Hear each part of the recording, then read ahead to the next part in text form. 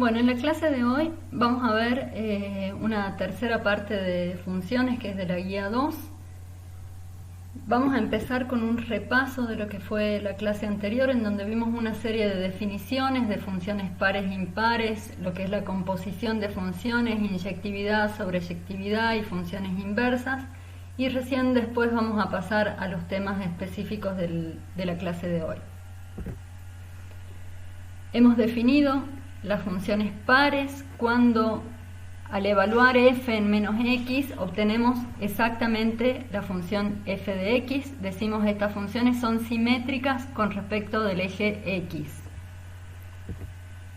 Una función impar es aquella en la que al evaluar f en menos x obtenemos el opuesto de f de x. Acá la simetría en cuanto al gráfico es un poco más difícil, es simétrica respecto del origen, se hacen dos rotaciones, una respecto del eje x y otra respecto del eje y. Dijimos que definimos la composición de funciones como f o g, en donde evaluamos f en g de x, ¿sí? La f compuesta con g es la evaluación de g de x adentro de la f de x. Hemos dicho que una función se dice inyectiva si no hay dos elementos del dominio de f que tengan la misma imagen. Es decir, si planteamos que hay dos elementos iguales en la imagen, f de x1 es igual a f de x2, tenemos que encontrar que x1 y x2, los argumentos son iguales para que la función sea inyectiva. Gráficamente vemos la inyectividad diciendo que si tenemos el dibujo de nuestra función y trazamos infinitas líneas horizontales, esas líneas horizontales cortan a la curva en un único punto, ¿sí? Esa es gráficamente cómo vemos si una función es inyectiva. Decimos que una función es sobreyectiva si todo elemento del conjunto de llegada es un elemento de la imagen de f. Habíamos definido ya en otra clase lo que eran dominio e imagen, que eran subconjuntos del conjunto de salida y de llegada. Bueno, para la sobreyectividad le pedimos que el conjunto de llegada sea igual a la imagen de la función. Cuando no tengamos definidos, cuando los ejercicios no nos digan cuáles son los conjuntos de salida y llegada, en principio hemos dicho vamos a asumir que son funciones de R en R, pero ya vamos a ver con un ejemplo que cuando estemos tratando de buscar funciones inversas, que le vamos a pedir la sobreyectividad, vamos a poder restringir el conjunto de llegada si es que la función es inyectiva para que lo convirtamos en sobreyectiva, es decir, que el conjunto de llegada sea igual a la imagen. Ya lo vamos a ver bien con un ejemplo. Por último, definimos que una función es biyectiva si cumple que es inyectiva y sobreyectiva al mismo tiempo. Con esta definición podemos entonces definir la función inversa. Si una función es biyectiva, entonces vamos a asegurar que esa función tiene inversa y le vamos a llamar f a la menos 1. La definición de función inversa nos dice que si aplicamos la f sobre su inversa, f aplicada en f a la menos 1 de x, obtenemos el argumento. Y lo mismo si la aplicación es al revés en la composición, f a la menos 1 compuesta por f de x, también nos devuelve el argumento x. De acá podemos sacar una propiedad que si f de x es igual a y, al aplicar la inversa de f sobre y, f a la menos 1 aplicada sobre y, nos devuelve x. Veamos un ejemplo para calcular funciones inversas. En este problema, que es uno de los problemas de la guía, tenemos f de x es 2x más 1 sobre 2x menos 1, es una función fraccionaria. Nos piden encontrar el dominio, la imagen, decidir si la función tiene inversa y en caso de que la respuesta sea positiva, calcular esa inversa. Empecemos con el dominio. El dominio de la función, hemos dicho, son todos aquellos x en los reales, tales que esta función está bien definida. Entonces, miremos la función y pensamos en dónde podría llegar a tener problemas de definición. Bueno, acá, al ser una función fraccionaria, tenemos que pedir que el denominador no se anule, porque no está definida la división por cero. Entonces, el dominio van a ser todos aquellos x en los reales tales que el denominador 2x menos 1 es distinto de 0. Podemos buscar cuáles son los puntos que anulan a ese denominador si planteamos la ecuación 2x menos 1 igual a 0 y despejando obtenemos x igual a 1 medio. O sea, este es el valor que anula al denominador. Por lo tanto, el dominio van a ser todos los x en los reales tales que x es distinta de 1 medio. Acá lo podemos expresar esto como unión de intervalos, en donde van a ser los intervalos de menos infinito a 1 medio, unión el intervalo de 1 medio a más infinito, o directamente como resta de conjuntos, es el conjunto de los números reales menos el elemento 1 medio. El siguiente paso sería calcular la imagen de esta función. Bueno, en este tipo de funciones que son un poco más complejas que una simple transformación a partir de una elemental, puede llegar a ser un poco difícil que nos demos cuenta a priori cuál es la imagen, sobre todo porque no tenemos todas las herramientas para poder hacer los gráficos de estas funciones, que es de donde uno finalmente termina sacando la imagen diciendo, bueno, cuáles son los valores de y que verdaderamente adopta la función. Pero también hemos dicho en la clase pasada que si la función tiene inversa, la imagen de la función va a ser igual al dominio de su inversa. Entonces, pensando en esto, vamos a tratar de ver si esta función tiene inversa, a ver si podemos calcular de esta manera la imagen. Para saber si una función tiene inversa, necesitamos que esa función sea biyectiva, es decir, inyectiva y sobreyectiva al mismo tiempo. Entonces empecemos probando si esta función es inyectiva. Si planteamos que la función tiene dos imágenes iguales, f de x1 es igual a f de x2, tenemos que probar cuál es la relación entre x1 y x2. Entonces, evaluamos f de x1, es en los lugares en donde dice x, vamos a evaluar en x1, nos queda 2x1 más 1 sobre 2x1 menos 1, lo igualamos a f de x2, que nos queda esta expresión 2x2 más 1 sobre 2x2 menos 1. Vamos a tratar de despejar de acá, vamos a multiplicar por los inversos de los denominadores de ambos lados. Y encontramos este producto de factores, 2x1 más 1 por 2x2 menos 1, igual a 2x2 más 1 por 2x1 menos 1. De ambos lados podemos aplicar la propiedad distributiva, ¿sí?, entre este producto de factores. Por ejemplo, del lado izquierdo, si hacemos la propiedad distributiva, nos va a quedar 2 por 2 es 4, x1, x2, menos 2x1 más 2x2 menos 1. Y hacemos lo acorde del otro lado de la ecuación, aplicamos la propiedad distributiva, encontramos esta expresión. Y ahora yo voy a dejar que esta igualdad esté igual a 0, o sea, voy a sumar los opuestos de todos estos términos. Vamos a llegar a esta expresión y yo he coloreado acá los términos que se repiten o que tienen algo que ver. Por ejemplo, acá aparece 4x1, x2 menos 4x1, x2, o sea, la suma de un número con su opuesto nos va a dar 0.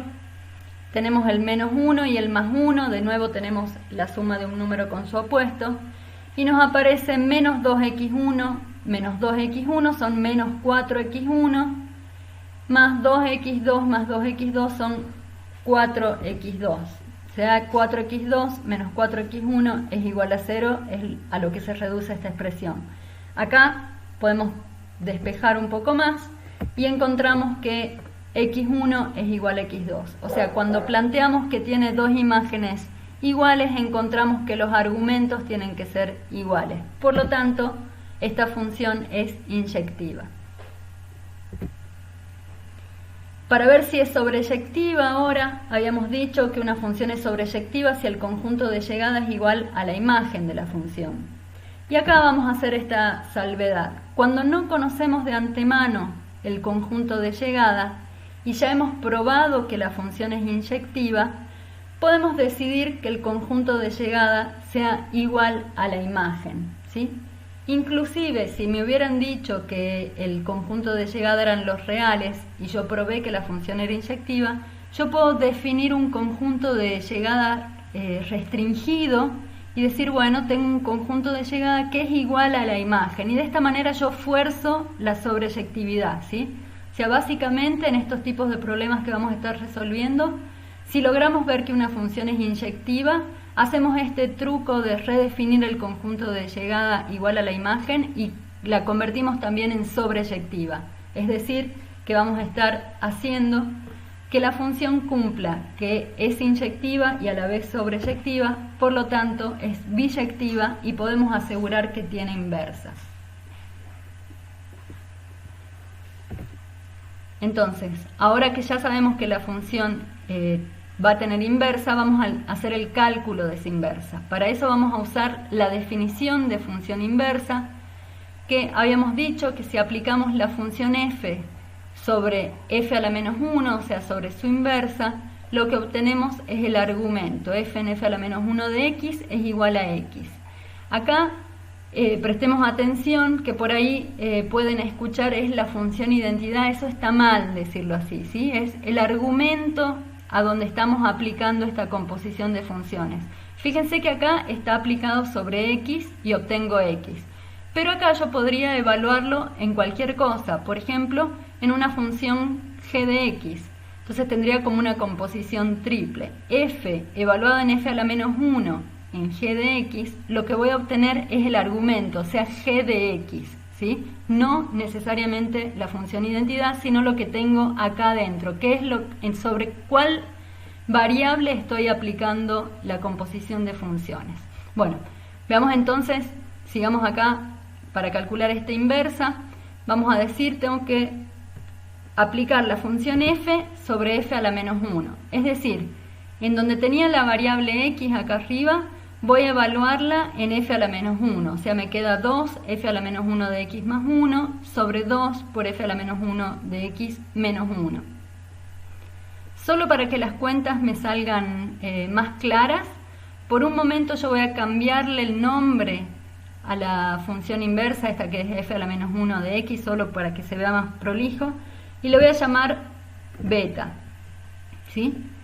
Acá decimos, estamos pidiendo que la aplicación de f sobre su inversa me dé el argumento, o sea, me voy a quedar con la igualdad que vemos acá en la parte derecha, ¿sí? Le cambio el nombre, me queda 2 beta más 1 sobre 2 beta menos 1 tiene que ser igual a x. O sea, yo voy a despejar de acá el valor de beta, que es la función inversa de f. Entonces acá multiplicamos por el denominador de ambos lados.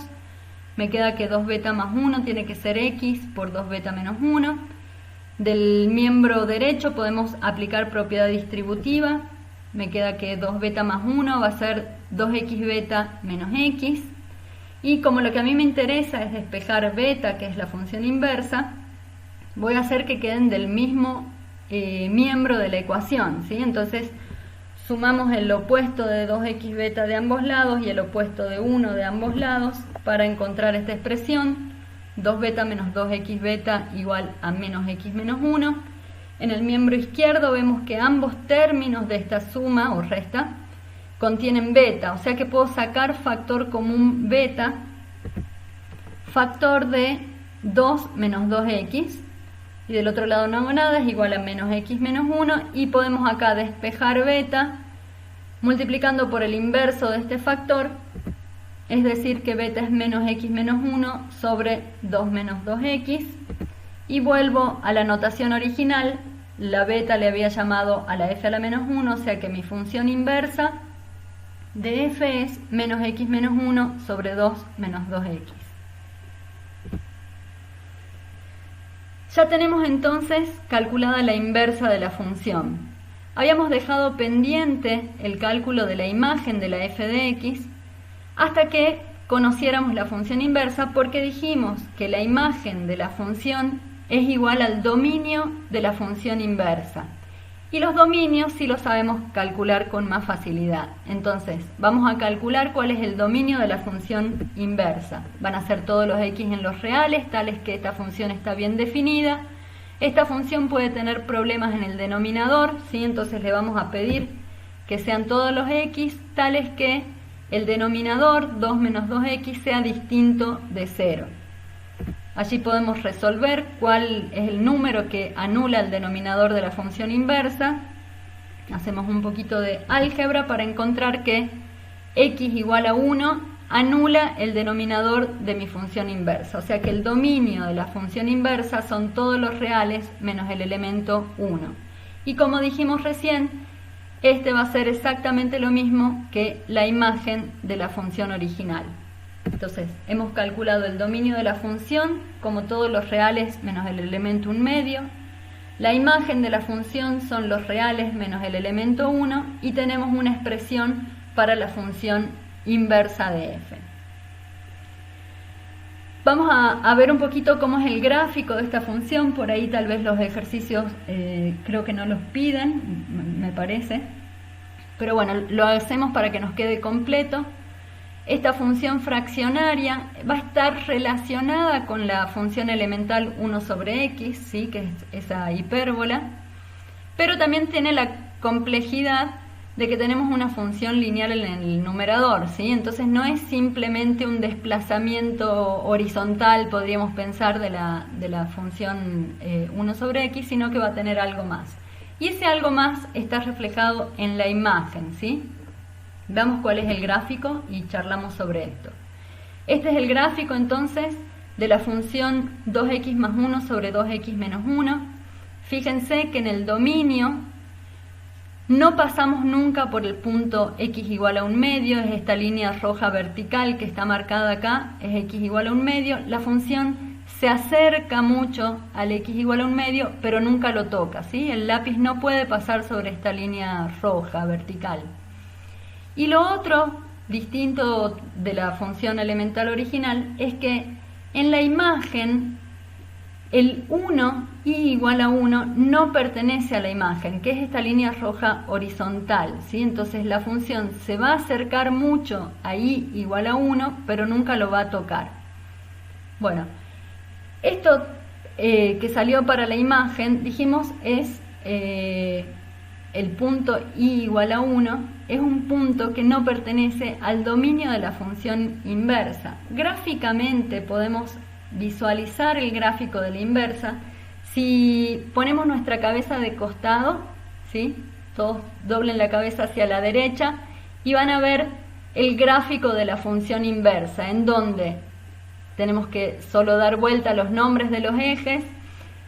X igual a 1, si tienen todo su cabeza para el costado, no pertenece al dominio de la función inversa, y el valor y, en este caso, ¿sí? Si están todos dando vuelta a la cabeza, y igual a 1/2 no pertenece a la imagen de la inversa, ¿sí? Entonces, la relación entre el gráfico de la función original y la función inversa es que está rotada. La inversa la vemos haciendo una rotación de los ejes, o en este caso una rotación de nuestra cabeza. Vamos ahora sí a los temas nuevos de la clase de hoy. Vamos a ver un poco varios temas que probablemente a todos ellos han visto una parte en lo que ha sido el curso de ingreso, así que por ahí si tienen el cuaderno del curso de nivelación, está bueno que lo repasen desde ahí. Acá vamos a hacer un repaso un poco rápido en algunas partes y solo me voy a detener en las partes que pueden ser un poquito más complicadas. Empecemos entonces viendo parábolas. El gráfico de la parábola es bastante familiar para nosotros, es el típico ejemplo de x al cuadrado, sí que lo pueden ver acá en la pantalla. La forma de escribir una parábola va a ir variando, ¿sí? Podemos describir a la misma parábola de tres maneras diferentes. Empecemos con la primera de ellas, que es la forma polinómica, que es la más familiar para nosotros. F de x es igual a ax al cuadrado más bx más c. Y cada una de estas formas en las que expresamos a la misma cuadrática nos va a dar algún dato del gráfico de la función. En particular, de la expresión polinómica, el término libre, el que no contiene la variable x, el C, nos va a estar dando el valor de la función para cuando x vale 0, o sea, el punto de cruce de la curva con el eje de las y. Bueno, otro dato es que el signo del coeficiente principal, ¿sí?, al que acompaña al x al cuadrado, nos va a indicar si las ramas de la parábola son hacia arriba, en el caso de que sea positivo, o hacia abajo, en el caso de que sea negativo. Entonces, esta es la forma general. Y para graficarla tenemos como poca información, solamente podemos sacar a simple vista, sin hacer ninguna cuenta, digamos, cuál es el corte con el eje de las y, que está graficado acá en esta imagen. Ese sería el valor de C.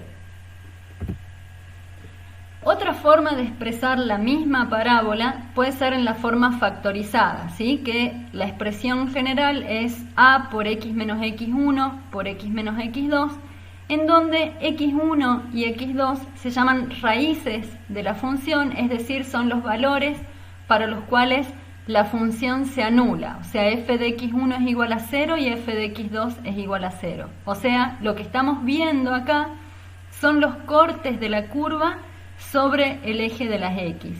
Y lo tenemos, a la parábola la tenemos expresada ya de entrada como la forma factorizada. Fácilmente podemos entonces identificar esos dos puntos de cruce de la curva con el eje de las x.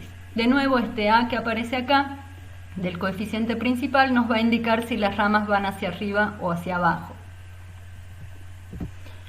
Uno puede pasar de la forma polinómica que vimos en la hoja anterior a esta forma factorizada, simplemente buscando cuáles son los valores de x1 y x2 con la famosa fórmula de Bhaskara, ¿sí?, que es menos b más menos la raíz cuadrada de b cuadrado menos 4ac sobre 2a. Y permítanme por un momento que reescribamos a Bhaskara de esta forma, en donde yo distribuyo el denominador con respecto de esta suma. Me queda menos b sobre 2a más menos la raíz cuadrada de b cuadrado menos 4ac dividido 2a.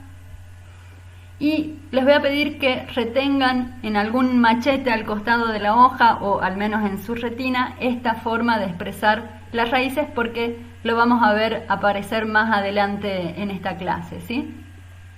Bueno, entonces, desde la forma polinómica puedo pasar a la forma factorizada buscando las raíces con, por ejemplo, Bhaskara. Bhaskara es solo uno de los métodos para buscar raíces.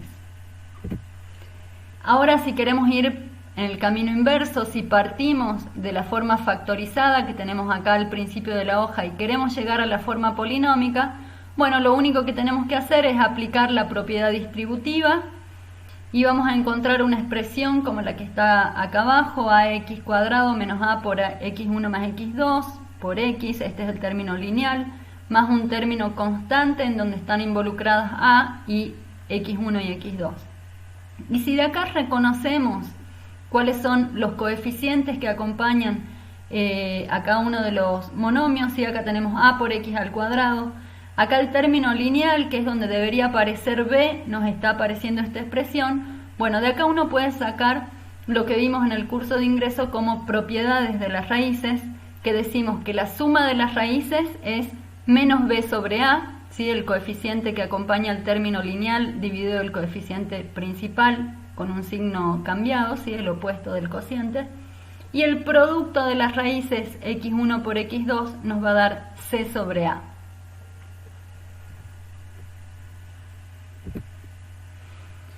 Y la tercera forma de expresar una parábola es la que se llama forma canónica, que tiene esta expresión que está acá arriba, es a por el cuadrado de un binomio, ¿sí?, en donde el binomio es x menos xb, más una constante a la que llamamos ib. Justamente estos nombres están elegidos a propósito porque xb e ib, estas dos constantes que están apareciendo en la forma factorizada, son las coordenadas del vértice de la curva. Si se fijan acá en este gráfico, se le llama vértice a donde hace la pancita la parábola, ¿sí? Este punto que está marcado acá serían las coordenadas, el punto xb y b, ¿sí?, de esta parábola, que es el vértice. De nuevo, el signo de A nos va a decir si las ramas van hacia arriba o hacia abajo. En este ejemplo, tiene que ser un A con signo negativo. Entonces, de esas tres formas de expresar una misma parábola, la forma polinómica, la forma factorizada y la forma canónica, si podemos expresarla de las tres maneras, podemos ver puntos específicos del gráfico con los cuales podemos trazar la curva, ¿sí? En la forma polinómica dijimos nos va a dar el cruce de la función con el eje de las y, es el valor c. En la forma factorizada se ve claramente cuáles son las raíces x1 y x2, que son los puntos de cruce de la curva con el eje de las x. Y en la forma canónica vemos claramente dónde está ubicada la posición del vértice o pancita de la parábola. Si queremos pasar, si nuestro dato es la forma canónica que tenemos acá y queremos llegar a la forma polinómica, simplemente tenemos que desarrollar el cuadrado de este binomio, como lo hacemos en esta expresión acá abajo. El cuadrado del binomio va a ser el cuadrado del primero, más el doble producto del primero por el segundo, y como tengo este signo acá, me aparece este menos 2xb por x, más el cuadrado del segundo, y tengo acá el término constante y vértice, ¿sí? Lo podemos acomodar un poco más, y de acá, de nuevo, llegamos a una expresión polinómica. Tenemos el coeficiente principal que acompaña al x al cuadrado, es simplemente a. En el término lineal pueden ver que me apareció menos 2ax, 2axb, donde acá debería decir b, el término lineal de la forma polinómica. Entonces uno de acá puede deducir que el x del vértice se puede calcular en términos de los coeficientes de la expresión polinómica como menos b sobre 2a. Bueno, y uno podría hacer lo mismo pensando que esto tiene que ser la constante c para deducir el i del vértice, ¿sí? Esta no la vamos a usar mucho, las dejo acá por completitud, pero no va a ser tan importante para lo que es el desarrollo de los ejercicios, ¿sí? Ya vamos a aplicar todo esto con ejemplos. Ahora, si yo quisiera pasar de la forma polinómica ax cuadrado más bx más c a una forma canónica, para llegar a esta expresión vamos a poder tomar dos caminos. Uno es memorizar esta expresión de el x del vértice igual a menos b sobre 2a, para meterla acá. Y la otra forma va a ser completando cuadrados, que ya vamos a describir un poco más cómo se hace. Entonces, veamos la primera de las formas, que es diciendo, bueno, yo sé cómo se escribe la posición x del vértice, ¿sí? Yo parto de la expresión polinómica ax al cuadrado más bx más c y quiero llegar a la forma canónica. Digo, bueno, el x del vértice lo voy a calcular como menos b sobre 2a, ¿sí? Tomando los coeficientes de la forma polinómica. Y acá la pregunta es si les suena haber visto esta expresión en otro lado, ¿sí? Y acá les pido que recurran al machete que les dije que hagan hace un rato, porque en la expresión de Bhaskara, cuando buscábamos las raíces, lo habíamos dejado escrito de esta forma, menos b sobre 2a más menos este número, ¿sí? Entonces acá fíjense que está apareciendo la coordenada x del vértice y le sumamos y le restamos algo. O sea, las raíces, ¿sí? Esta es la expresión para las raíces, van a estar equidistantes respecto de la posición del vértice. O sea, tengo la posición del vértice más una cantidad, encuentro una raíz. Desde el vértice le resto esa misma cantidad y encuentro la otra raíz. Entonces, vamos a decir que x igual a x del vértice es el eje de simetría de la parábola. O sea, toda la gráfica va a ser simétrica respecto del vértice de la parábola. Veamos con un ejemplo entonces cómo llegar desde la forma polinómica a la forma canónica utilizando la ecuación del x del vértice. Tenemos la parábola 2x² menos x más 3. De acá podemos calcular el x del vértice como menos b sobre 2a. Dijimos b acá es menos 1, entonces me queda menos 1 sobre 2 veces a, que vale 2. Entonces menos por menos se me hace más. La posición x del vértice es igual a 1/4. Una vez que yo calculé la posición del vértice, puedo llegar a calcular la coordenada y del vértice sabiendo qué condición cumple mi función cuando yo la evalúo en x del vértice. Fíjense, acá es fácil verlo en la expresión canónica. Cuando yo evalúo x igual a x del vértice, ponemos acá x del vértice, el cuadrado de este binomio se me hace 0, o sea que f evaluada en x del vértice me da y del vértice. Vamos a usar eso entonces para calcular la coordenada y del vértice. Evalúo f, la expresión polinómica, en el valor que acabamos de encontrar. Entonces me queda 2 por 1/4 al cuadrado menos 1/4 más 3. Hacemos un poco las cuentas de suma de fracciones con distinto denominador y encontramos que y del vértice es 23/8. Entonces, la expresión canónica de mi parábola va a ser 2, que es el valor de a, multiplicado por el cuadrado de x menos 1/4, que es el valor del x vértice, sumado 23/8, que es el valor de y del vértice. Y ahí terminamos con nuestra expresión canónica para la parábola. Entonces ahí podemos, si quisiéramos dibujarla, tenemos que poner el vértice en estos puntos que encontramos, tenemos el cruce con el eje de las y bueno, podríamos buscar las raíces y terminar con el gráfico. Por ahora no vamos a hacer el gráfico de esto, queremos simplemente pasar de la forma polinómica a la canónica y es lo que hicimos. Otra forma de pasar de la forma polinómica a la forma canónica es completando cuadrados, ¿sí? Si yo no quiero confiar en mi memoria y no me acuerdo cuál es la expresión del x del vértice, aunque bueno, ya lo venimos usando bastante con Bhaskar, así que es algo familiar, pero bueno, supongamos que sufrimos un shock y nos olvidamos todas las fórmulas. Bueno, podemos hacer otra cosa, completar cuadrados para llegar a esta expresión. En general, a la expresión polinómica vamos a sacarle el factor común a para que nos quede un polinomio con coeficiente principal 1, ¿sí? Ven acá entre paréntesis, yo he sacado a factor común. Pueden comprobar si lo están haciendo bien, si al aplicar la propiedad distributiva vuelven a obtener la expresión original. Pero bueno, esto va a ser un truco que vamos a usar muchas veces de trabajar con una expresión en donde el coeficiente principal sea 1, las cosas se hacen un poquito más fáciles.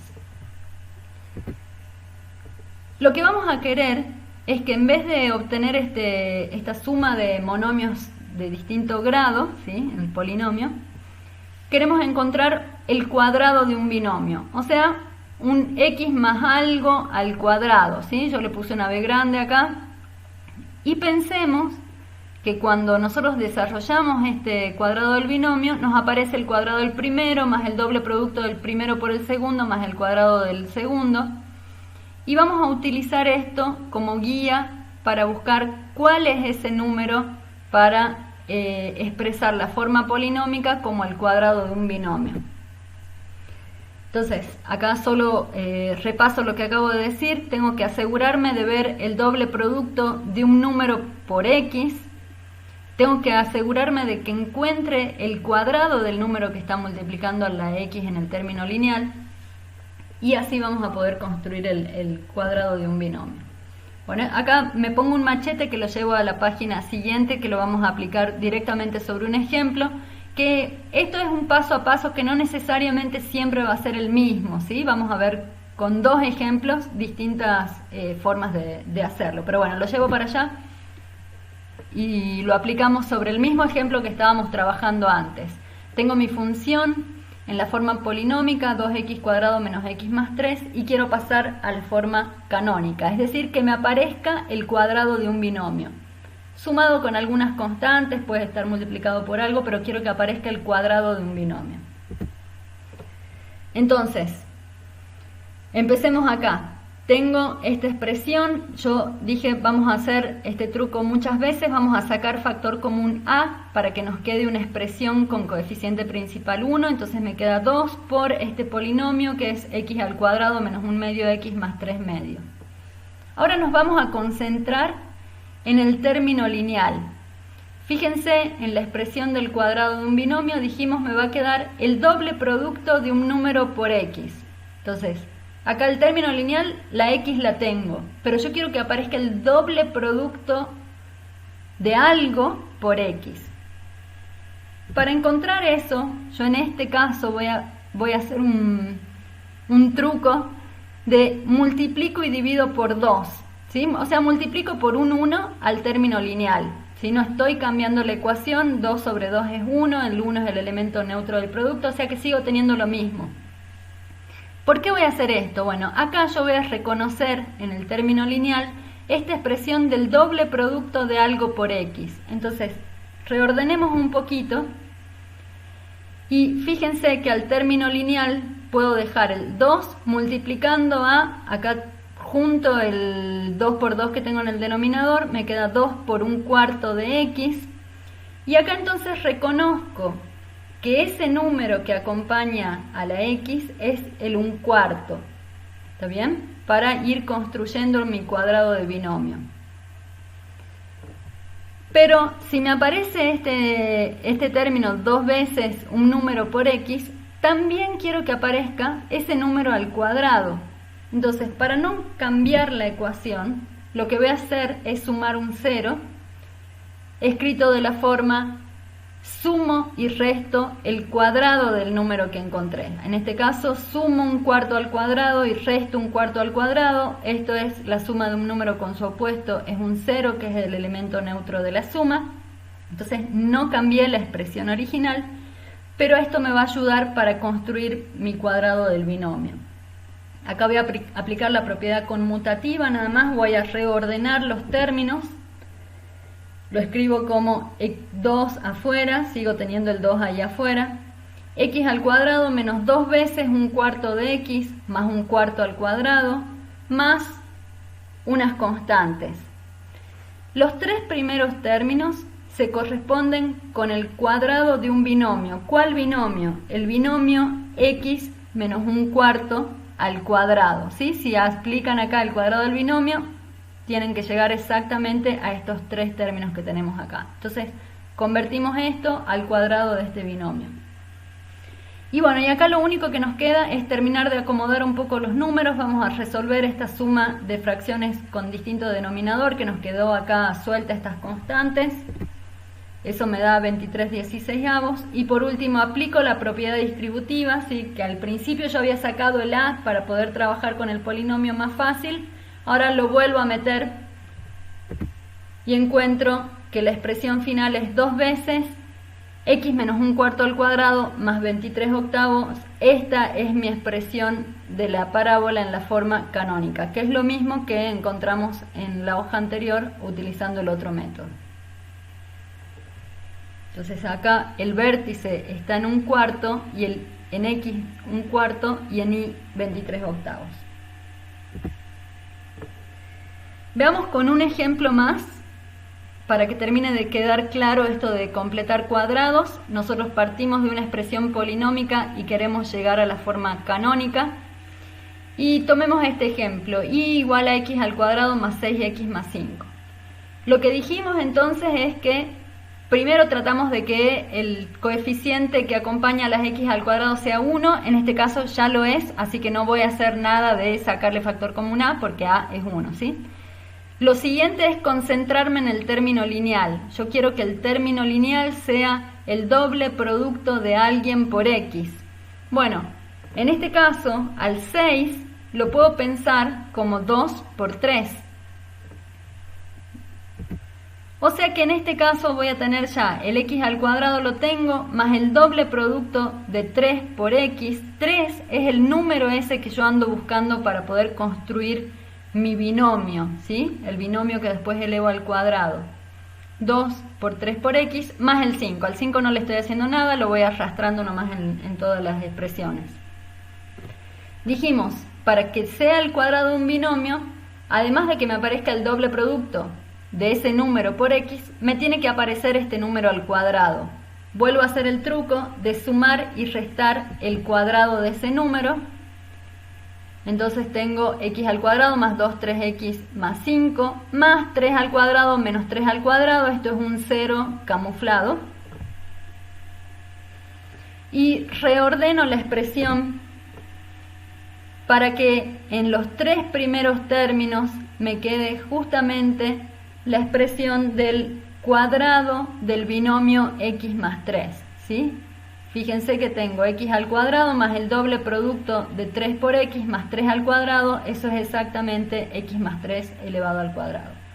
Y por otro lado me sobran estos dos numeritos, 5 menos 9, los voy arrastrando, podemos resolver esa suma de las dos constantes y la expresión final va a ser x más 3 al cuadrado menos 4, esta es mi expresión del polinomio en la forma canónica, ¿sí? Solo me preocupo por encontrar el cuadrado de un binomio más constantes. Entonces, si acá, mirando esta expresión, queremos descubrir cuál es la posición del vértice en x y en y, vamos a decir que x del vértice es menos 3 e y del vértice es menos 4. Fíjense que acá hay que tener cuidado, ¿sí? Cuando decimos cuál es el x del vértice al ver este cuadrado del binomio, la forma es decir, bueno, el x del vértice es aquel valor que me anula el binomio, ¿sí? Si nosotros evaluamos en la expresión de la forma canónica en x del vértice, acá me queda x vértice menos x vértice. Entonces, ¿cuál es el valor que me anula que x más 3, que hace que x más 3 sea 0? Bueno, el vértice entonces está en menos 3. Eso es porque me quedaría un menos por menos más, ¿no? Se me convirtió ahí. Bueno, y el y del vértice es la constante que queda suelta con su signo. Bueno, esto entonces es las 3 formas diferentes de escribir una parábola. Hemos visto la forma polinómica, de donde sacamos la constante que corta el eje de las y, la forma factorizada, donde sacamos los valores que cortan al eje de las x, o sea las raíces, y la forma canónica que nos da la posición de la pancita de la parábola. Vamos a pasar ahora a ver un poquito circunferencias y elipses.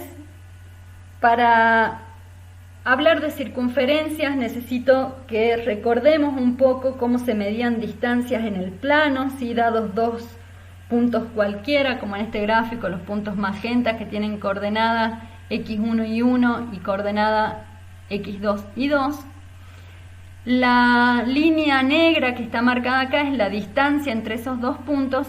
Se puede calcular con una simple fórmula que es el teorema de Pitágoras, ¿sí? Esta línea negra, la distancia, la podemos pensar como la hipotenusa de este triángulo rectángulo, en donde los catetos son justamente la diferencia en las posiciones de los puntos 1 y 2. O sea, este que tenemos acá es x2 menos x1 y el vertical es y2 menos y1.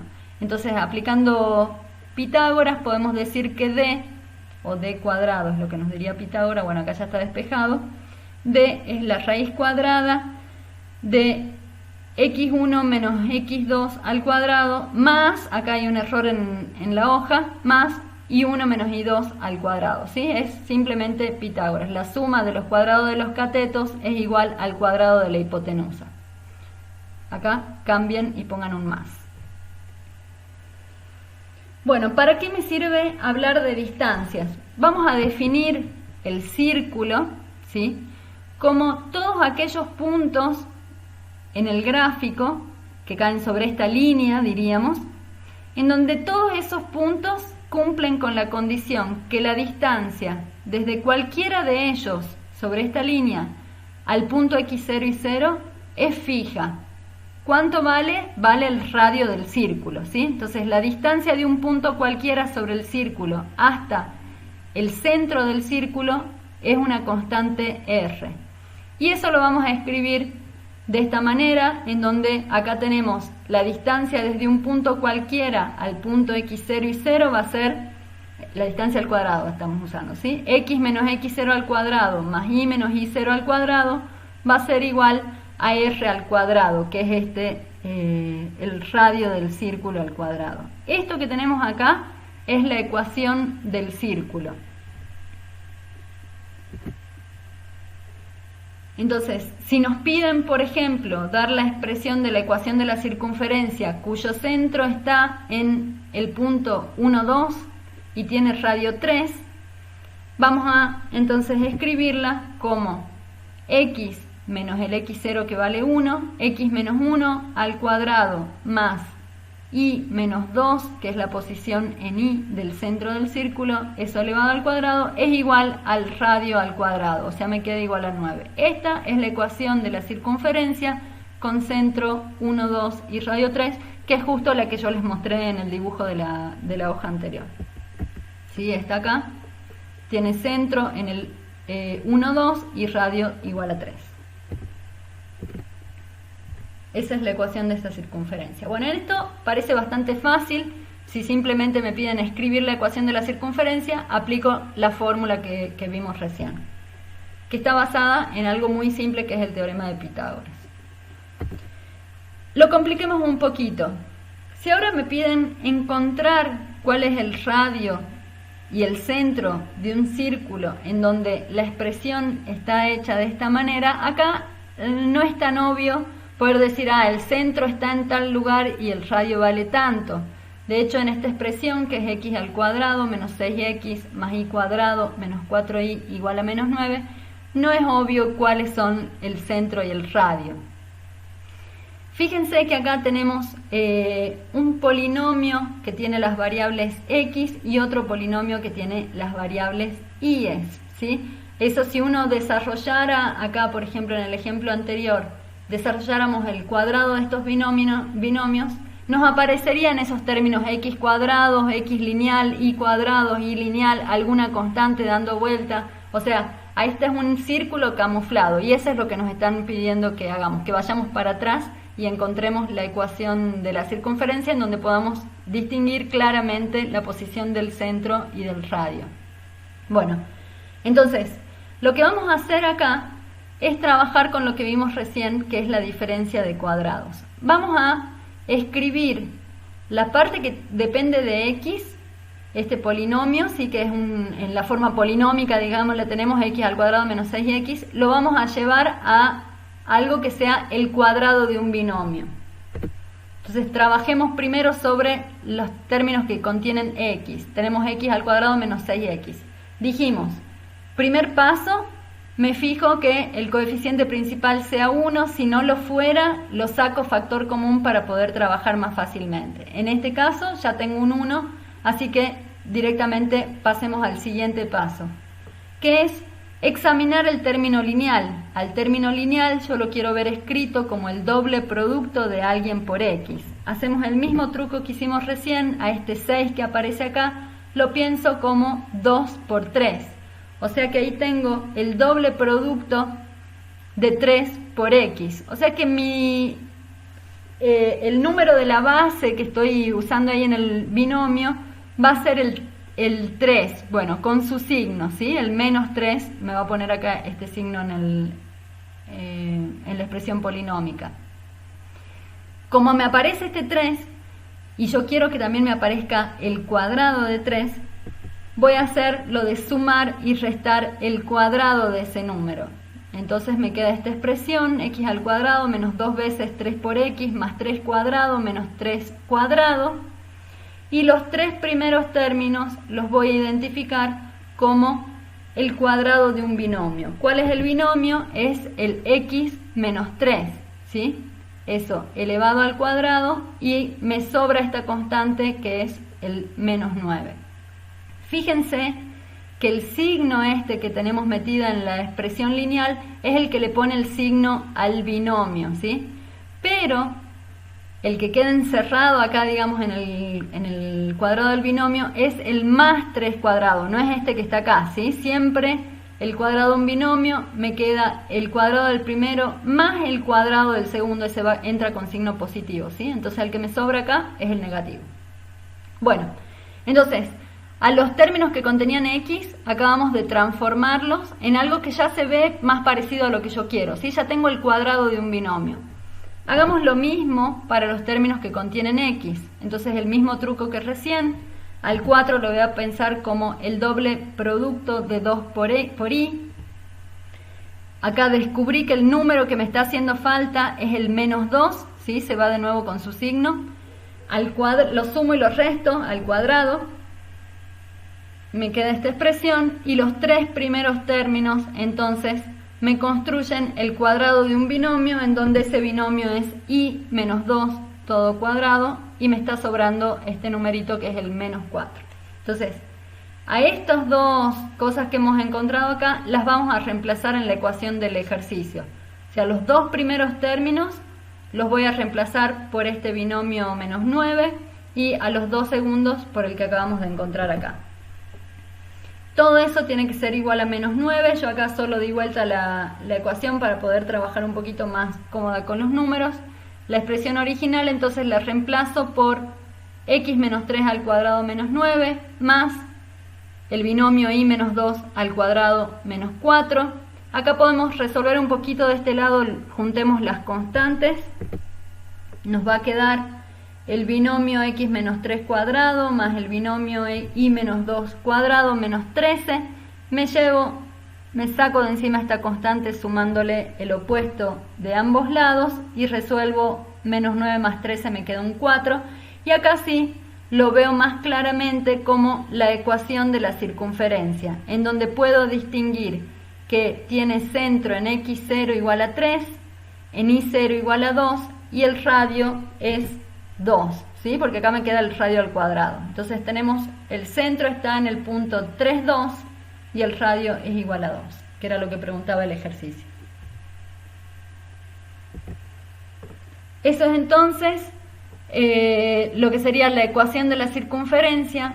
De manera similar, y no voy a desarrollar mucho más esto, podemos encontrar la expresión de la ecuación de una elipse, que una elipse es un círculo achatado, puede estar achatado en la dirección del eje X o achatado en la dirección del eje Y, y ese achatamiento respecto de esta ecuación lo vamos a ver en que los cuadrados de los binomios aparecen divididos o multiplicados por el cuadrado de algún número. Esos numeritos que aparecen ahí se llaman los semiejes de la elipse, ¿sí? El A es en la dirección del eje X y el B en la dirección del eje Y. Y fíjense que acá no tengo un radio fijo, porque tengo dos radios, ¿sí? Uno en la dirección X y otro en la dirección Y, que son A y B, que aparecen en cada uno de estos términos. Entonces, el procedimiento que vamos a hacer en los ejercicios es lo mismo que hicimos con la circunferencia, o sea, si tengo una expresión en donde tengo una forma polinómica, voy a buscar la forma canónica o completar cuadrados e identifico ahí cuáles son A, B y X0 e Y0. Bueno, vamos a pasar ahora al último de los temas de la clase de hoy, que es trigonometría. Esto también pueden repasar del curso de ingreso, que han visto la definición de funciones trigonométricas y algunos de los gráficos, así que en alguna parte también va a ser un poco repaso de lo que ya dimos. Bueno, para este caso vamos a partir de la circunferencia con radio 1 y centro en el origen de coordenadas en el 0, 0. Y pensando en esa circunferencia vamos a definir lo que son las funciones trigonométricas. Entonces, cualquier punto ubicado sobre la circunferencia de radio 1 y centro en 0, 0, que tenga coordenadas x, y, vamos a decir que su coordenada x le vamos a llamar coseno de un ángulo y a la coordenada Y le vamos a llamar el seno de un ángulo, donde el ángulo ese se mide desde el eje de las X hasta el radio que une el origen con el punto en sentido antihorario. ¿Sí? Acá lo podemos ver en este gráfico, el punto que vive sobre la circunferencia. ¿Sí? Fíjense que estos puntos son como hormigas que solo pueden moverse sobre este hilo, ¿sí? Este punto no está afuera, no anda por acá en el plano o adentro del círculo, no, viven sobre la circunferencia, ¿sí? Todo lo que estamos tratando, sobre todo en esta parte de trigonometría, van a vivir sobre la circunferencia unidad, ¿sí? Se le llama a esta circunferencia de radio 1 y origen en el 0, 0. Entonces, la coordenada X de este punto está marcada acá con rojo, ¿sí? Hacemos la proyección sobre el eje de las X, y a esa coordenada le llamamos coseno de alfa, donde alfa es este angulito. Y a la coordenada Y, que acá lo debería haber dibujado sobre el eje de las Y, pero bueno, me quedó de este lado, esta barrita verde la traslademos acá, esta es la coordenada Y0, le llamamos seno del ángulo. ¿Sí? Lo tomemos por ahora como una definición. A la coordenada X le pongo un nombre, que es coseno del ángulo, y a la coordenada Y le pongo otro nombre, que es el seno del ángulo.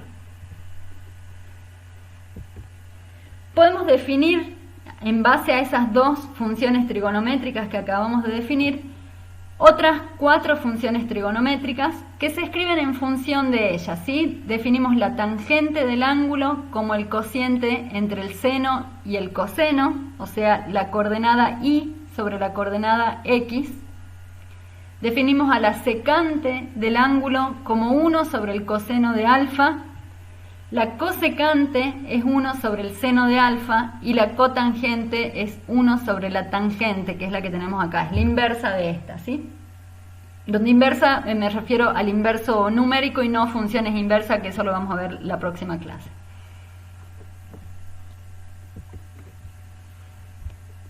Entonces, algo que podemos decir de todos aquellos puntos que viven sobre la circunferencia unidad, ¿sí? Esta de radio 1 y centro 0, 0, es que si nosotros escribimos la ecuación de la circunferencia, como vimos hace un ratito, para esta circunferencia en particular, decíamos la ecuación de la circunferencia era x menos x0 al cuadrado más y menos y0 al cuadrado igual al radio al cuadrado. Cuando tenemos el centro en 0, 0 y radio 1 nos queda simplemente x al cuadrado más y al cuadrado igual a 1. Esta entonces es la ecuación de la circunferencia unidad, que también lo podemos pensar como un simple Pitágoras, ¿sí? Si pensamos otra vez en el triángulo que vimos recién, si tenemos esta es la coordenada X y esta es la coordenada Y, y la hipotenusa de este triángulo por definición es 1, porque mi circunferencia tiene radio 1, entonces me va a quedar que x al cuadrado más y al cuadrado es 1. ¿Sí? Entonces es equivalente decir, escribo la ecuación de la circunferencia a decir expreso lo que me dice Pitágoras. Y ahora, si hemos definido que x es el coseno del ángulo e y es el coseno del ángulo, vamos a definir algo que se llama la identidad trigonométrica, reemplazando y decimos que el coseno cuadrado de un ángulo más el seno cuadrado del mismo ángulo es igual a 1.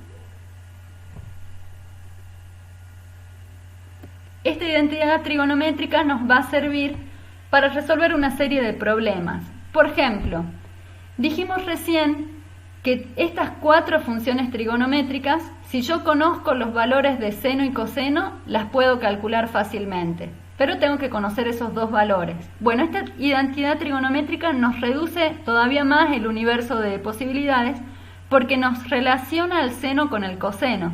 O sea que si yo conozco al menos uno de ellos, si yo por ejemplo conozco cuánto es el valor del seno de un ángulo, despejo en esta ecuación de la identidad trigonométrica y obtengo cuál es el coseno del ángulo. Y una vez que tengo esas 2, puedo venir a calcular las otras 4 funciones trigonométricas. Bueno, ¿cuáles son los valores de seno y coseno de algunos de los ángulos? A algunos ángulos le llamamos ángulos notables, que son los que vamos a utilizar en general, ¿sí? Solamente vamos a saber los valores de seno y coseno de estos ángulos, no les vamos a pedir más, les pedimos que no usen calculadora, así que la idea es que se acuerden los valores de seno y coseno de estos que se llaman ángulos notables. Esto también lo dimos en el curso de nivelación, lo pueden repasar de allá. Acá vamos a ver una regla memotécnica para acordarnos cuáles son los valores de seno y coseno de los ángulos notables. Lo primero que vamos a hacer es empezar a acostumbrarnos un poco más a trabajar con radianes en vez de trabajar con grados. La relación entre grados y radianes es que 180 grados equivalen a pi radianes. Entonces cualquier ángulo en grados, yo puedo hacer una regla de 3 simple para averiguar a cuántos radianes equivale. Acá lo tenemos escrito en esta tabla. 0 grados son 0 radianes, 30 grados son pi sobre 6 radianes, 45 grados son pi sobre 4, 60 grados es pi sobre 3 y 90 grados es pi sobre 2. Bueno, podríamos agregar algunos otros, que dijimos, 180 grados es pi, 270 es 3 medios pi y 360 son 2 pi. Pero bueno, vamos a trabajar en principio con los ángulos en el primer cuadrante. Y si queremos aprender, o que deberíamos tratar de recordar cuáles son los valores de seno y coseno para estos ángulos notables, lo que yo les voy a dar acá es una memotecnia para construirse una tabla de valores. Lo que vamos a hacer es construir una tabla de doble entrada en donde ponemos en las columnas los ángulos notables y vamos a calcular el valor del seno del ángulo. El cálculo, para ver exactamente cómo se sabe que esos son los valores, sale de consideraciones geométricas. Eso lo vieron en el curso de ingreso, está bastante detallado en el apunte, así que pueden volver allá atrás y ver cómo es que se descubre que el valor del seno de pi sobre 2 es 1, que el del seno es 0, que el de pi sobre 4 raíz de 2 sobre 2, lo que sea. Lo ven ahí en base a consideraciones geométricas y a ubicarse sobre la circunferencia unidad, ¿sí? Simplemente viendo ese circulito y trabajando con triángulos ahí adentro se encuentran los valores. Vamos a saltear esa parte y vamos a construirnos directamente esta tabla. Entonces, lo primero que voy a hacer es que en cada uno de estos casilleros lo voy a numerar desde el 0 hasta el 4. Pongo 0, 1, 2, 3, 4. No pienso en nada más. Escribo 0, 1, 2, 3, 4. El siguiente paso es que voy a tomar la raíz cuadrada de cada uno de esos números que escribí en las casillas. O sea, me queda raíz de 0, raíz de 1, raíz de 2, raíz de 3, raíz de 4. Y el último paso es que voy a dividir a cada uno de ellos por 2. ¿Sí? Entonces me quedan estas expresiones y estos son los valores definitivos del seno del ángulo para cada uno de los ángulos notables. Acá podemos limpiar un poquito esta tabla, ¿sí? Reordenar. Fíjense que acá me quedó raíz de 0 sobre 2, bueno, esto es 0. Raíz de 1 es 1, o sea que acá tengo un medio. A este no le puedo hacer nada, a este tampoco. En pi sobre 2 tengo raíz de 4, eso vale 2 y está dividido por 2, o sea que me da un valor 1. Entonces limpio un poquito esta tabla y encuentro los valores para el seno del ángulo para cada uno de estos ángulos notables. Bueno, lo otro que yo querría saber es cuáles son los valores de los cosenos de los ángulos notables. Bueno, simplemente voy a agarrar esta misma tabla y la voy a escribir de atrás para adelante, ¿sí? Los valores del coseno empiezo desde lo que tenía en la última casilla, lo pongo en la primera casilla, en la penúltima va a la segunda, acá se repite y las voy cruzando, ¿sí? Esos son entonces los valores de seno y coseno. Y yo les recomiendo que cuando tengan que resolver problemas de trigonometría, se tomen unos segundos, se construyan esta tabla en un rinconcito de la hoja y es un machete, digamos, que se lo construyen ustedes mismos. Así pueden acceder fácilmente a los valores del seno y el coseno de los ángulos notables. Vamos a escribir unas fórmulas que también han sido demostradas en el curso de ingreso. Acá solamente las vamos a utilizar y no vamos a demostrar cómo se construyen. La fórmula para la suma, para el coseno y el seno de la suma de los ángulos. Decimos que el coseno de la suma de los ángulos x más y van a ser coseno del primero por coseno del segundo menos el seno del primero por el seno del segundo. Y en el caso de la suma del seno de la suma de dos ángulos, va a ser el seno del primero por el coseno del segundo, acá intercambiamos las funciones trigonométricas, más el coseno del primero por el seno del segundo. Bueno, algunas preguntas. ¿Qué pasa si en vez de tener suma tengo resta? Bueno, a la resta la definimos en términos de la suma, esto lo dijimos por allá en la primera clase, que siempre a una resta yo la puedo pensar como la suma con el opuesto. Entonces, por ejemplo, si yo tuviese x menos y, lo puedo pensar como x más menos y. Y llevo a cada uno de los lugares en donde aparecía el segundo ángulo, voy poniendo menos i ahí adentro, ¿sí? Y voy a definir algo más que nos va a ayudar a terminar de entender esa parte, qué va a pasar con los signos. Decimos que la función coseno es una función par, o sea que cuando me aparezca coseno de menos x, eso es exactamente lo mismo que el coseno de x, y el seno es una función impar. El seno de menos x es menos el seno de x. Entonces, en esto que les estaba diciendo, si yo tengo el coseno de la resta de los ángulos, voy a tener que meter en algún lado esta propiedad de la paridad de las funciones seno y coseno. Veamos un ejemplo en donde vamos a utilizar, vamos a necesitar saber esto de los valores de las funciones trigonométricas en los ángulos notables y probablemente también utilizar la fórmula del seno y el coseno de la suma. Este es uno de los problemas del práctico, es el ejercicio 17, en donde nos piden que calculemos numéricamente, ¿sí?, cuál es el valor de seno de 2pi sobre 3 más coseno de 4pi sobre 3 más tangente de 5pi sobre 3. Lo difícil acá es que ninguno de estos que están puestos, ninguno de estos ángulos que aparecen es uno de los ángulos notables. Entonces vamos a tener que reconstruirlos a estos ángulos en términos de los ángulos notables para los cuales nosotros en nuestra tabla sí sabemos cuáles son los valores de seno y coseno, ¿sí? A la tangente, en este caso que nos piden calcularla, bueno, vamos a calcular el seno del ángulo por un lado, el coseno del ángulo por otro, y después hacemos el cociente entre esos dos resultados, ¿sí? La definición de tangente. Bueno, veamos una forma, la primera forma gráfica para resolver este tipo de problemas. Lo primero que yo me voy a fijar es que ¿cuál es el ángulo notable, ¿sí?, para el cual yo conozco los valores de seno y coseno, que está relacionado con el ángulo que me estén pidiendo acá? Bueno, en los tres casos de este ejercicio, el ángulo notable es el pi sobre 3, ¿sí? Acá tengo 2 veces pi sobre 3, 4 veces pi sobre 3, 5 veces pi sobre 3. Entonces, ese va a ser mi dato. Yo conozco el seno y el coseno de pi sobre 3. Voy a tratar de ver cómo calculo los que me piden acá. Ubiquemos sobre la circunferencia unidad al ángulo pi sobre 3, que dijimos es el notable, ¿sí? Lo pongo acá, son 60 grados de pi sobre 3. Entonces lo tengo dibujado por acá. Si es al pi, a los 180 grados, lo divido en 3 porciones. Es una pizza que está dividida en 6 porciones, sería esto, ¿sí? Entonces ubico pi sobre 3. ¿Dónde va a vivir el ángulo 2 veces pi sobre 3? Bueno, tengo esta porción de pizza que es pi sobre 3. Si yo tomo otra porción de pizza, voy a encontrar que el 2 veces pi sobre 3 se ubica en este segundo cuadrante, ¿sí?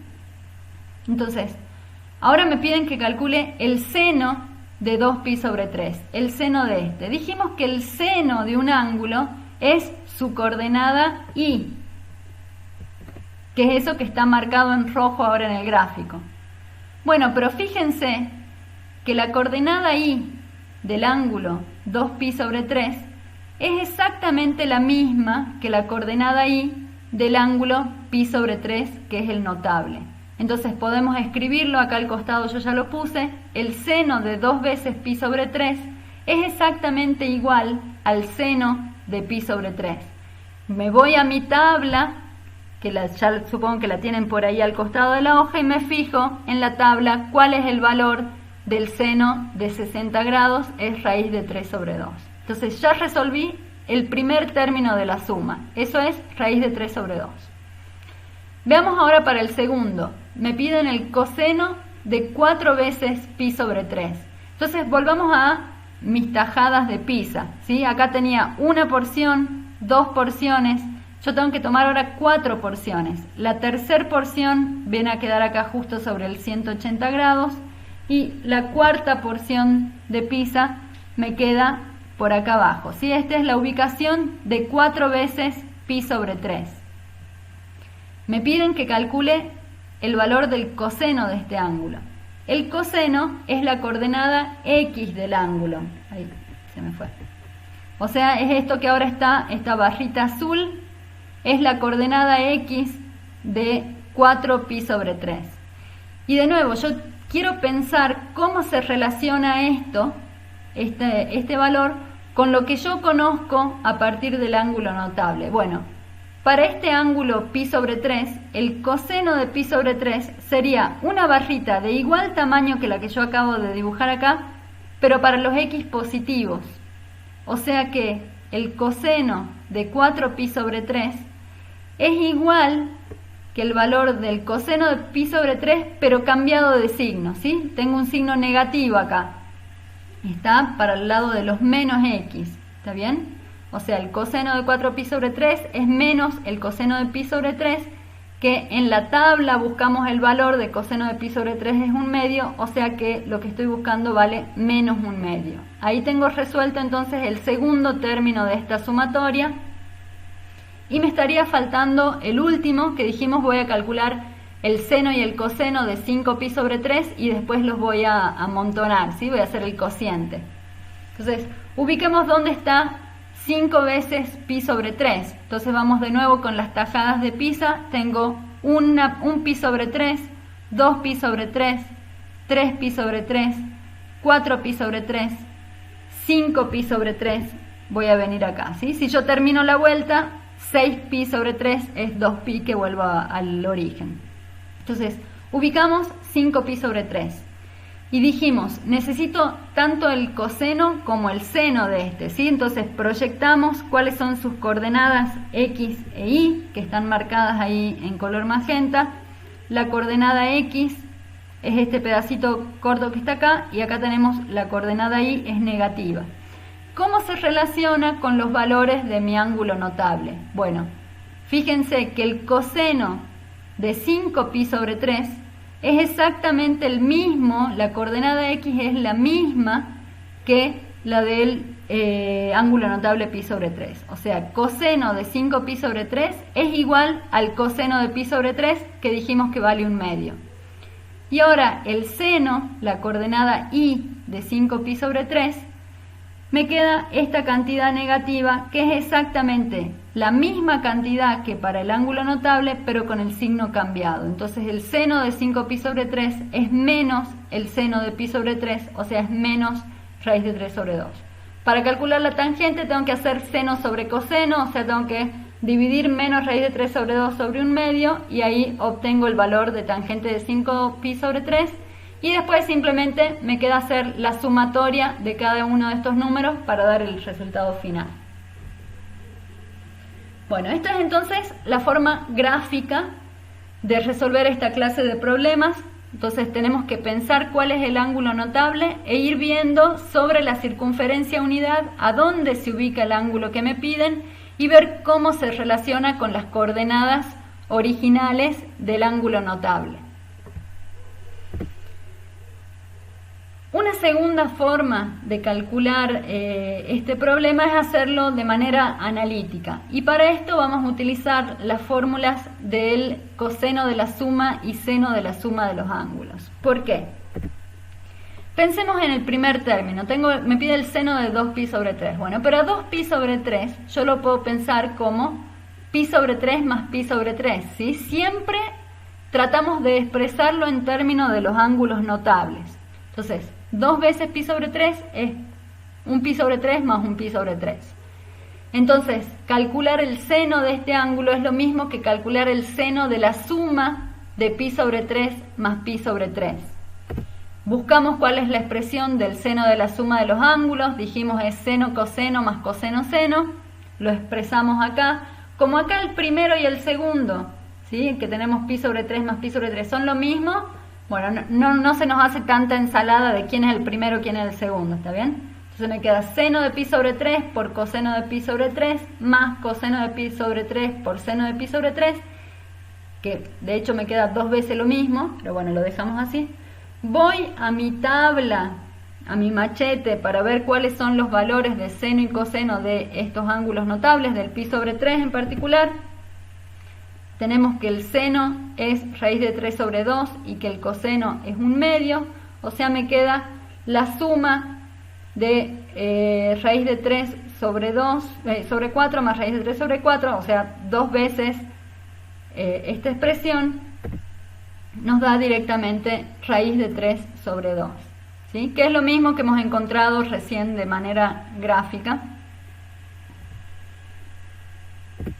Pensemos ahora en el segundo término. Tenemos el coseno de 4pi sobre 3. Bueno, veamos cómo podemos hacer para que me quede como la suma de dos cosas que yo conozco. En principio, al 4pi sobre 3 yo lo podría pensar como 2pi sobre 3 más 2pi sobre 3. Sí, pero 2pi sobre 3 no es un ángulo notable. Cuando yo venga a hacer la expresión del coseno de la suma, me van a aparecer cosas relacionadas con el coseno de 2pi sobre 3 y el seno de 2pi sobre 3, ¿sí? El coseno del primero por coseno del segundo menos seno del primero por el seno del segundo, me aparecen estas cosas. Y ellos no son ángulos notables. Pero, recién nomás, acabamos de calcular el valor del seno de 2pi sobre 3. O sea que cada vez que me aparezca esa expresión, yo acabo de hacer el cálculo. Y por otro lado, si usamos la identidad trigonométrica, dijimos que si yo conozco el seno de un ángulo, inmediatamente puedo conocer el coseno de ese ángulo utilizando que el coseno cuadrado del ángulo más el seno cuadrado del ángulo es igual a 1, y acá puedo despejar, por ejemplo, el coseno de 2pi sobre 3 en función del seno de 2pi sobre 3 que lo acabo de calcular acá, ¿sí? Les dejo para que traten de hacer este ejercicio también de manera analítica y verifiquen que da lo mismo que hicimos recién.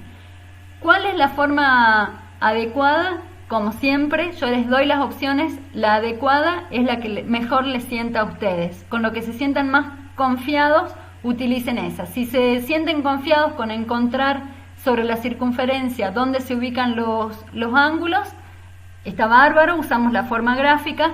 Y si no se sienten confiados en buscarlo gráficamente, tienen la herramienta analítica, que es un poco más engorrosa, un poco más larga, pero que no tienen cómo errarle, ¿sí? Es simplemente aplicar dos fórmulas para la suma de los ángulos. Bueno, pasemos a la última parte de esta clase. Con lo que vamos a ver ahora van a poder llegar hasta el ejercicio 18 de la guía, así que con esto los dejo. Nos va a quedar una partecita de trigonométricas para la clase que viene y después funciones exponenciales y logarítmicas. Veamos un poco sobre los gráficos de estas funciones trigonométricas.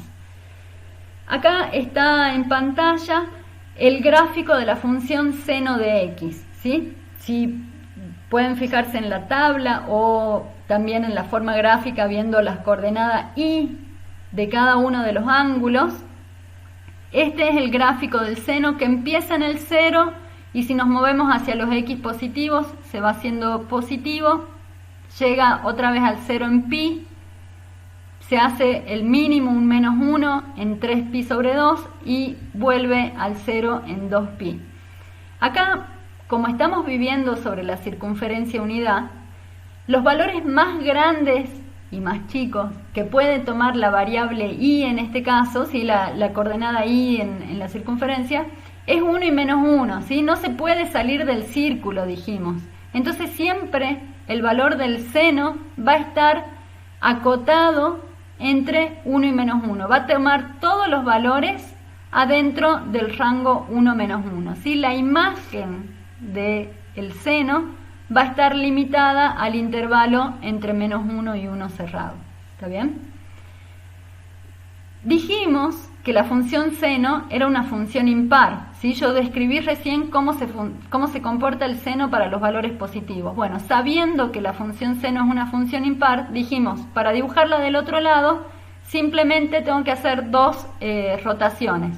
Reflejo esto primero con respecto del eje X y después lo doy vuelta. Entonces, cuando me voy hacia los X negativos, me queda justo al revés de lo que tengo acá, empieza siendo negativo y después vuelve a tomar valores positivos, ¿sí? Entonces este es el gráfico, dijimos, de una función impar. Ahora, el gráfico del coseno, el coseno de 0, que es la coordenada X en la ruedita, ¿sí? en la circunferencia unidad, empieza siendo 1 y cuando nos vamos a valores, vamos creciendo el ángulo, se me empieza a achicar el valor de la coordenada X en el círculo, o sea que va bajando hasta pi sobre 2, hasta los 90 grados que se hace 0, después toma valores negativos y vuelve a crecer. Dijimos que el coseno es una función par, entonces fíjense que el coseno es simétrico respecto del eje Y. Esa era una de las características de las funciones pares, ¿se acuerdan? Entonces, conociendo la parte positiva, puedo graficar la parte negativa.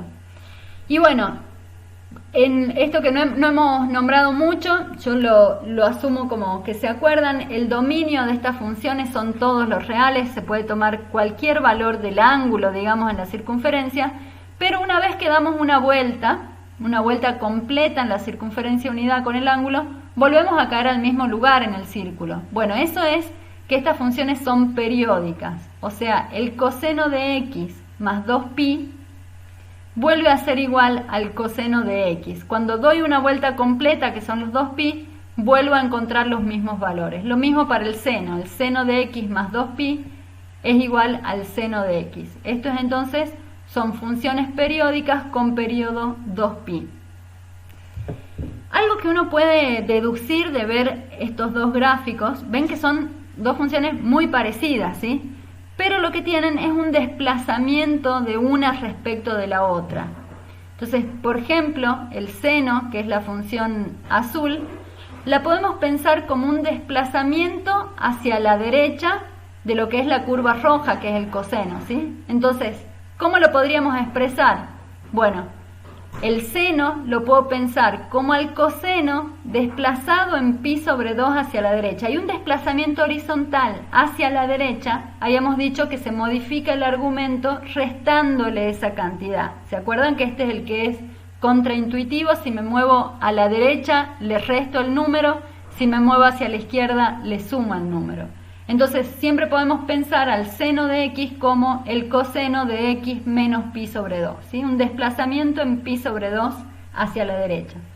O al revés, si tomo como base la función seno, que es la azul, a la roja puedo decir, bueno, lo que hice fue desplazarla en pi sobre 2 hacia la izquierda. O sea que al coseno lo puedo escribir como el seno de X más pi sobre 2.